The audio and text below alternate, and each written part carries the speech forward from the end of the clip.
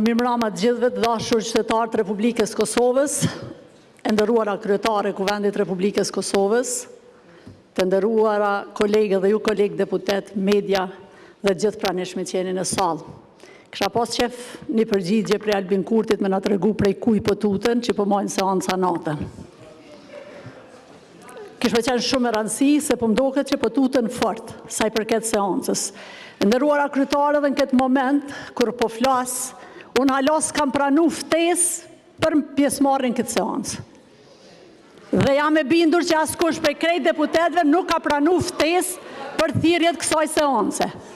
Na ka ardhur një mesazh, hajdeni se kena seancë në ora 8, mesazhi ka ardhur 7:47 minuta, 13 minuta para 8-ve. Na jemi sot këtu, po sot nuk kemi marrë askush ftesë me shkrim dhe qysh e përcakton protokolli Kuvendit.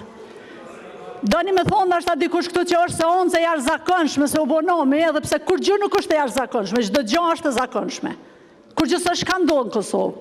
Krejt çka është ka ndodhur në Kosovë është që për 2 javë rresht e kemi pa përpjekjet e Albin Kurtit që në Kosovë ta instalon një sistem totalitar. Deputetet ta tërheq vrejtjen për përdorimin e kësaj gjuhe dhe të lutem për mbaju rendit të ditës. Unë të falenderoj shumë për tërheqjen e vrejtjes, veç tregom ku gabova. Besoj e din shumë ma mirë se one. Tregom ku gabova, cila fjale imja ishte fjale jo parlamentare dhe unë kërkoj falje, të lutem. Sa i përket çështjes së jashtëzakonshme, du me bo edhe njëherë me kthy në kujtesën e qytetarëve të Republikës Kosovës. Kur në Skenderaj, vërshimet e rrezikonin jetën e qytetarëve, kur nuk funksiononte asgjë në Skenderaj, kjo qeveri, këta njerëz, hezitonin, të lutem se është krahasim